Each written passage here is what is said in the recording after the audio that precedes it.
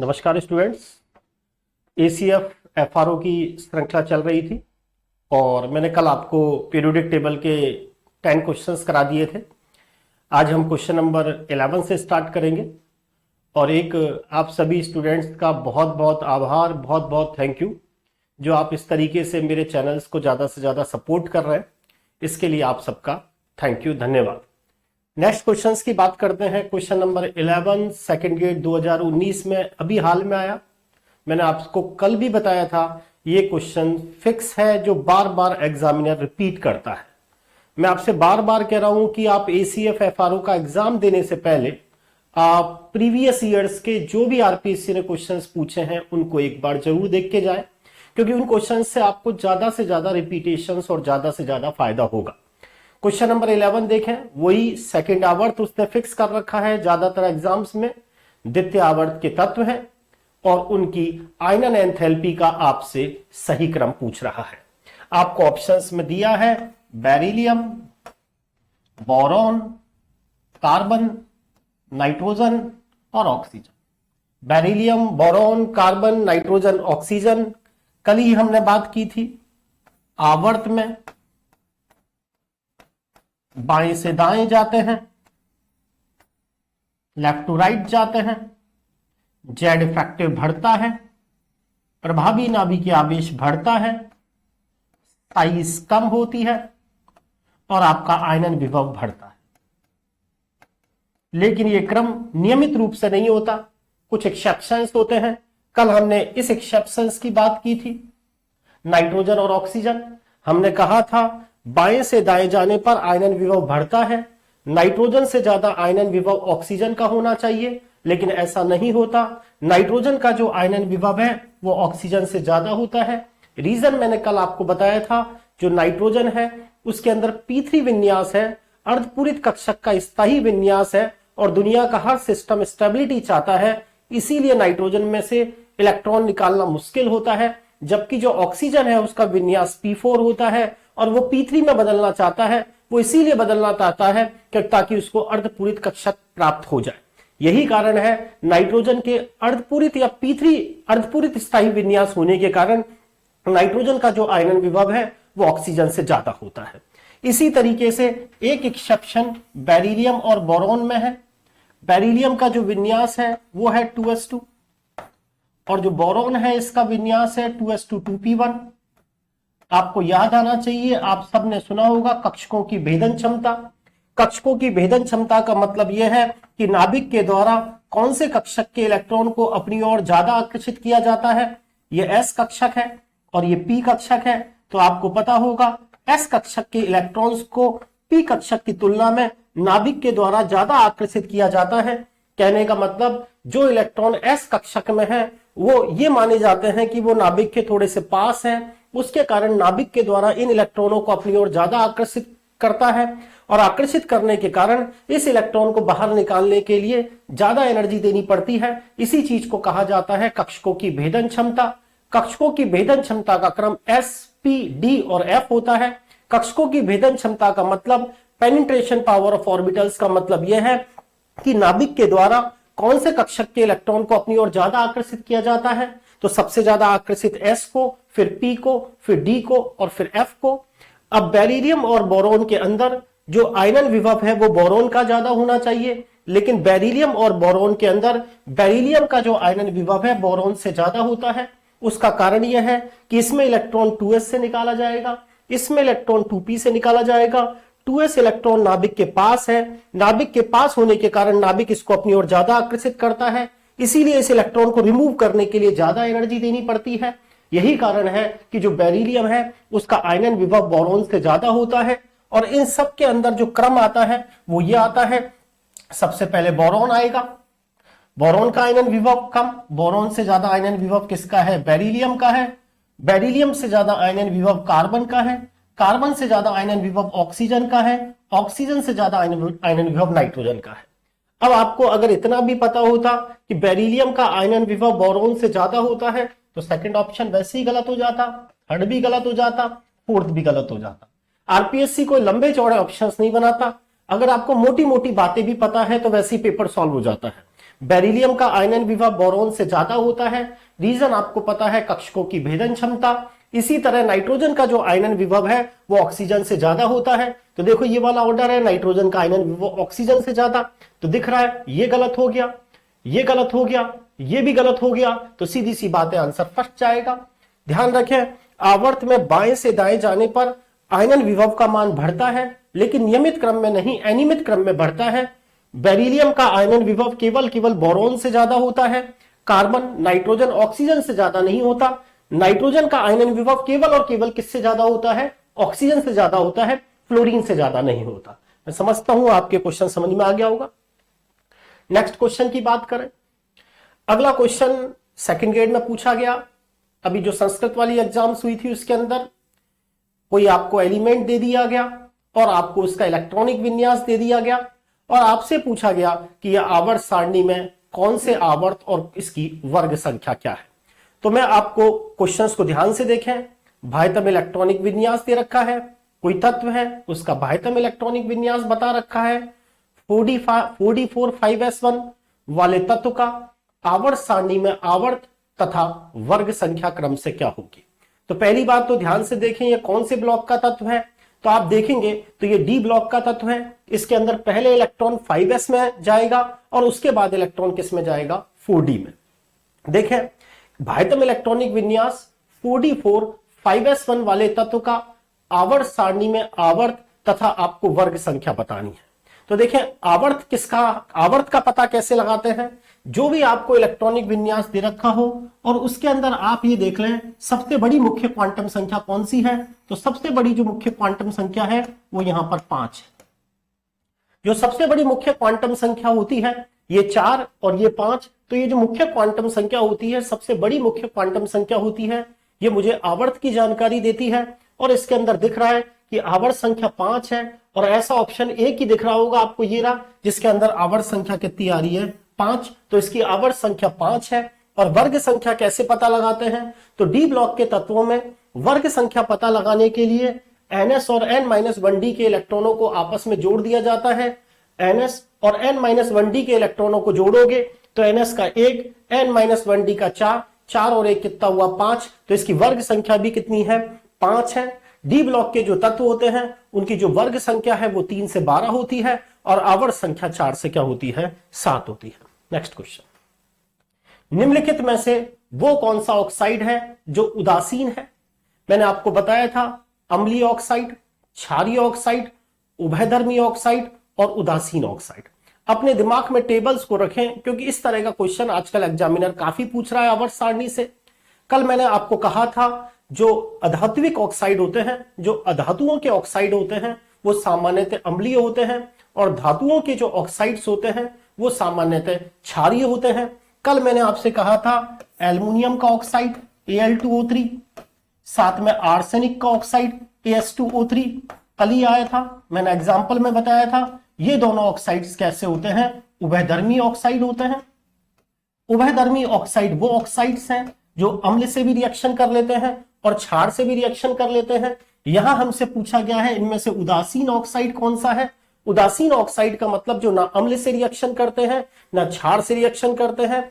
Nitrogen के total 5 oxide NCERT में दिखा रखे हैं। सबसे पहले दिखा रखा है N2O, जिसे आप बोलते हो डाई नाइट्रोजन ऑक्साइड या आप बोलते हो नाइट्रस ऑक्साइड या सामान्य भाषा में बोले तो इसे लाफिंग गैस कहा जाता है। दूसरा NO, तीसरा N2O3, चौथा N2O4, पांचवा N2O5। ये 5 एनसीईआरटी में ऑक्सीजन ये नाइट्रोजन के 5 ऑक्साइड बता रखे हैं। Di nitrogen tri oxide, di nitrogen tetra oxide, di nitrogen penta oxide. देखें, di nitrogen tri oxide, di nitrogen tetra oxide, di nitrogen penta oxide, ये तीनों ऑक्साइड्स अधात्विक ऑक्साइड हैं और ये तीनों की तीनों ऑक्साइड अम्लीय होते हैं, अम्लीय ऑक्साइड। और नाइट्रोजन के जो 2 बचे हुए ऑक्साइड हैं N2O और NO, इसको एनसीईआरटी में उदासीन ऑक्साइड बता रखा है। ध्यान रखें, सेकंड ग्रेड में क्वेश्चन एनसीईआरटी से उठाया गया। एसीएफ एफआरओ में भी उम्मीद मैं ये करता हूं कि काफी क्वेश्चंस रिपीट होने चाहिए। पैटर्न यही होगा, वो बात अलग है आपको कोई दूसरा उदासीन ऑक्साइड लिख के दे दे, पैटर्न यही होगा। तो डाई नाइट्रोजन ट्राई ऑक्साइड अम्लीय ऑक्साइड है, डाई नाइट्रोजन टेट्रा ऑक्साइड अम्लीय ऑक्साइड है, डाई नाइट्रोजन पेंटा ऑक्साइड अम्लीय ऑक्साइड है, और जो NO है ये आपका उदासीन ऑक्साइड है। ध्यान रखें, NO उदासीन ऑक्साइड है, ना अम्ल से रिएक्शन करेगा ना क्षार से, ये ऑक्साइड्स उदासीन ऑक्साइड है। ये NO नाइट्रोजन, अगर आप इसके अंदर देखेंगे तो नाइट्रोजन के ऊपर जो ऑक्सीकरण आएगा वो कितना आएगा, सेकंड। तो ये नाइट्रोजन का ऑक्साइड है जिसके ऊपर ऑक्सीकरण नाइट्रोजन में कितना होता है, सेकंड होता है। ये N2O जो है इसमें नाइट्रोजन पर ऑक्सीकरण +1 आएगा। तो ध्यान रखें, वो नाइट्रोजन के ऑक्साइड जिनमें +1 और +2 चार्ज होता है वो ऑक्साइड उदासीन ऑक्साइड होता है। नेक्स्ट क्वेश्चन, ये डायरेक्ट क्वेश्चन आपसे पूछा कि आपको 90 से 103 तक के तत्व याद हैं भी या नहीं है। वो आपसे पूछना चाह रहा है एक्टिनाइड श्रेणी के तत्व। क्वेश्चन, एक तत्व, एक परमाणु जिसका परमाणु क्रमांक 92 है और द्रव्यमान संख्या 238 है, तो बताएं वो तत्व कौन सा है। तो वो एक्चुअल में ये सेकंड ग्रेड में इस साल क्वेश्चन आया था।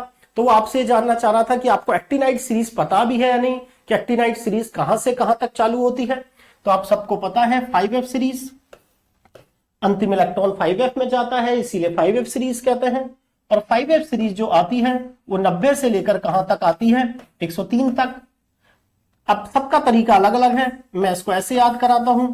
थोड़े पहलवान उनसे निपटेंगे, पुराने आम कम बिकेंगे, बस आपका काम हो गया। Thorium 90, protactinium 91, uranium 92, neptunium 93, plutonium 94। अब आपसे यही कहा, प्रोटेक्टिनियम आपको पता है ये तो 91 है, ये तो होगा नहीं। नेपच्यूनियम, अरे ये तो 93 होता है। प्लूटोनियम आपको पता है ये तो 94 है। तो सीधी सी बात है यूरेनियम, बाढ़ में यूरेनियम 238। अगला क्वेश्चन, निम्नलिखित में से कौन सा तत्व N-1 D10 NH2 विन्यास नहीं दर्शाता है। अब यहां एक्चुअल में मैंने कल भी आपको ये फर्स्ट ग्रेड के अंदर क्वेश्चन बताया था कि ये क्वेश्चन आपसे कल पीरियोडिक टेबल का पहला क्वेश्चन मैंने यही बताया था जो इस साल फर्स्ट ग्रेड में पूछा, इनमें से वो कौन सा तत्व है जो संक्रमण तत्व नहीं है। अब क्वेश्चन यही पूछना था, उसको यही क्वेश्चन पूछना था। तो मैंने आपसे कहा था कि वर्ग संख्या 12 के जो तत्व होते हैं जिंक, कैडमियम, मरकरी और अनबाइयम, ये डी ब्लॉक के तत्व तो हैं लेकिन संक्रमण तत्व नहीं। अब एग्जामिनर को इसके इर्द गिर्द घूमना था तो उसने सेकंड ग्रेड में इसी तरीके से क्वेश्चन को इसमें इस तरह से पूछा, इनमें से वो कौन सा तत्व है जो N-1 D10 NH2 विन्यास नहीं दर्शाता है। अब आपको पता है जिंक, कैडमियम, मरकरी ये तीनों तो एक ही ग्रुप के हैं। जिंक का विन्यास 3D10 4s2, तो कैडमियम का विन्यास भी यही होगा और मरकरी का विन्यास भी यही होगा। तो इन सब के अंदर D10s2 D10s2 D10s2। अब जिंक, कैडमियम, मरकरी तो कट हो गया और हम Au, ये कॉपर वाले ग्रुप में है, कॉपर Ag Au। अब कॉपर में आप सब जानते हैं D9 का D10 हो जाता है, 3D10 4s1। तो समझ में आ गया होगा Ag। अब इस Ag के अंदर भी D10s1, Au में भी D10s1। इसीलिए निम्नलिखित में से कौन सा तत्व ऐसा है जो N-1 D10 NH2 विन्यास नहीं दर्शाता। जिंक दिखाएगा, कैडमियम दिखाएगा, मरकरी दिखाएगा, कौन नहीं दिखाएगा, Au। जिंक, कैडमियम और मरकरी अपनी परमाणविक अवस्था में भी और अपनी ऑक्सीकरण अवस्था में भी D10 विन्यास रखते हैं। यही कारण है जिंक, कैडमियम, मरकरी को डी ब्लॉक के तत्व तो मानते हैं लेकिन कौन सा तत्व नहीं मानते, संक्रमण तत्व नहीं मानते। नेक्स्ट क्वेश्चन, अगले क्वेश्चन के अंदर आपसे यह कहा गया इलेक्ट्रॉन एंथैल्पी का क्रम पूछा गया, वही इलेक्ट्रॉन बंधुता का क्रम पूछा गया, अपवाद की फॉर्म में पूछा गया। अब देखें कितना आसान क्वेश्चन है ये, पता नहीं लग रहा है AIPMT 2005 में पूछा गया। निम्नलिखित व्यवस्थाओं में से कौन दिए गए परमाणविक स्पीसीज में इलेक्ट्रॉन प्राप्ति एंथैल्पी को सही क्रम में प्रस्तुत करता है। कहने का मतलब सीधी भाषा में बात की जाए, इलेक्ट्रॉन बंधुता का क्रम पूछा गया है। अब आपको इतना भी याद होता, बताएं सर्वाधिक इलेक्ट्रॉन बंधुता किसकी है, सबको याद होता है क्लोरीन की। तो इन तीनों ऑप्शंस में देख लें, एक ही ऑप्शन ये है, तो आंसर तो यही जा रहा है। अब आपको पता है ये ऑक्सीजन है, ये सल्फर है, ये फ्लोरीन है और ये क्लोरीन है।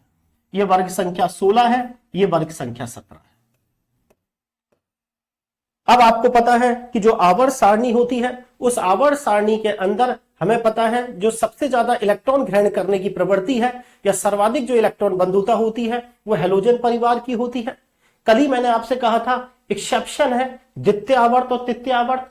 वैसे तो क्या होता है, वर्ग में ऊपर से नीचे जाने पर आकार बढ़ता है, आकार बढ़ता है तो इलेक्ट्रॉन बंधुता कम होनी चाहिए, लेकिन ऑक्सीजन से ज्यादा इलेक्ट्रॉन बंधुता सल्फर की होती है, फ्लोरीन से ज्यादा इलेक्ट्रॉन बंधुता क्लोरीन की होती है। कल ही रीजन बताया था, द्वितीय आवर्त के तत्वों का छोटा आकार, जो आने वाले जो इलेक्ट्रॉन है उसको अधिक रिपल्सन का सामना करना पड़ता है। यही कारण है फ्लोरीन से ज्यादा इलेक्ट्रॉन बंधुता क्लोरीन की है, ऑक्सीजन से ज्यादा सल्फर की है। तो सीधी सी बात है, सबसे कम इलेक्ट्रॉन बंधुता ऑक्सीजन की हुई, फिर सल्फर का नंबर आएगा, फिर फ्लोरीन का नंबर आएगा, फिर क्लोरीन का नंबर आएगा। इसीलिए जो इसका आंसर था वो थर्ड गया। नेक्स्ट क्वेश्चन, निम्न में से वो कौन सा ऑक्साइड है जो अधिक क्षारीय होता है? निम्न में से वो कौन सा ऑक्साइड है जो अधिक क्षारीय होता है? तो मैंने आपको कहा कि जैसे जैसे साइज बढ़ती है वैसे वैसे ऑक्साइड्स की जो प्रवृत्ति है वो क्षारीय होने लगती है, क्योंकि जितने ज्यादा धात्विक गुण होते हैं उतनी ज्यादा कैसी प्रवृत्ति होती है, उतनी ज्यादा क्षारीय प्रवृत्ति होगी। जितना बड़ा उसका साइज होगा, क्योंकि उतने ज्यादा उसमें धात्विक गुण होंगे, और जो धात्विक ऑक्साइड्स होते हैं उनकी प्रवृत्ति कैसी होती है, क्षारीय होती है। Al2O3 तो हो ही नहीं सकता।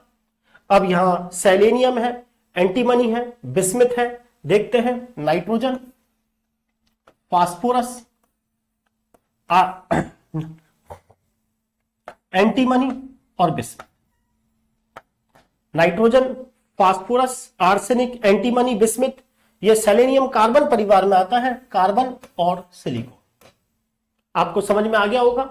इनमें आपको दिख रहा है कि जो सबसे बड़ी साइज है वो किसकी होगी, नाइट्रोजन, फास्फोरस। याद करें, मैं ऐसे याद करा था, नागालैंड, पाकिस्तान, ऑस्ट्रेलिया सब भिखारी। ऊपर से नीचे आने पर साइज बढ़ेगी, साइज बढ़ेगी तो धात्विक गुण बढ़ेंगे, और धात्विक गुण बढ़ेंगे तो सीधी सी बात है क्षारीय प्रवृत्ति बढ़ेगी। इसीलिए जो इसका आंसर है वो क्या आएगा, बिस्मिथ का ऑक्साइड। नेक्स्ट, वही क्वेश्चन, सम इलेक्ट्रॉनिक स्पीसीज। कल भी ये वाला क्वेश्चन कराया था कि जो सम इलेक्ट्रॉनिक स्पीसीज होती है उनमें जैसे जैसे पॉजिटिव चार्ज आता है साइज छोटी होगी, जैसे जैसे नेगेटिव चार्ज आएगा साइज बड़ी होगी। पहले चेक कर ले सम इलेक्ट्रॉनिक स्पीसीज है क्या। निम्नलिखित सम इलेक्ट्रॉनिक स्पीसीज में घटती हुई आयनिक त्रिज्या के सही क्रम में व्यवस्थित कीजिए। अब आपको दे रखा है सल्फाइड आयन 16 और 2 18, क्लोराइड 17 और 1 18, 19 में से 1 चला गया 18, कैल्शियम 20 में से 2 चलेगा 18। जितना ज्यादा पॉजिटिव चार्ज होगा साइज छोटी होती चलेगी, जितना ज्यादा नेगेटिव चार्ज होगा साइज बड़ी होती चलेगी। सबसे ज्यादा पॉजिटिव चार्ज कैल्शियम पर है, इसकी साइज सबसे छोटी होगी। सबसे बड़ा जो नेगेटिव चार्ज है वो सल्फर पर है -2, इसीलिए उसकी साइज बड़ी होगी। इसीलिए इसका आंसर 4 गया। सबसे छोटा calcium, then potassium, then chloride, then sulphide. ध्यान रखें, ये वाला जो रूल है वो 2 जगह लगता है, एक तो सम इलेक्ट्रॉनिक स्पीसीज हो और एक परमाणु और उसी के ही क्या हो, आयन हो। क्या मतलब है, जैसे मुझसे कहे I+, I और I-, तो यहां भी ये रूल लगेगा, जिसके ऊपर नेगेटिव चार्ज उसकी साइज बड़ी, जिसके ऊपर पॉजिटिव चार्ज उसकी साइज छोटी। और दूसरी ये कहां पर नियम लगता है, सम इलेक्ट्रॉनिक श्रेणी। समझता हूं आज के 18 तक के क्वेश्चन आपके समझ में आ गए होंगे। नेक्स्ट क्वेश्चन अपन कल करेंगे। और मेरा ये कहना है आपको, वैसे तो आप पूरा सपोर्ट कर ही रहे, लेकिन फिर भी आपको मेरे चैनल्स पसंद आ रहे हैं तो आप ज्यादा से ज्यादा इसको लाइक और सब्सक्राइब करें। और मेरा प्लान जल्द ही साइंस से रिलेटेड जो भी एग्जाम्स हैं, चाहे वो रीट के हों, चाहे एनटीपीसी के हों, चाहे पटवार के हों, उनसे रिलेटेड जो भी जनरल साइंस के टॉपिक्स हैं वो भी मैं स्टार्ट करने जा रहा हूं। जहां तक है मंडे को आपको पहली क्लास मिल जाएगी। और थैंक यू आज के लिए।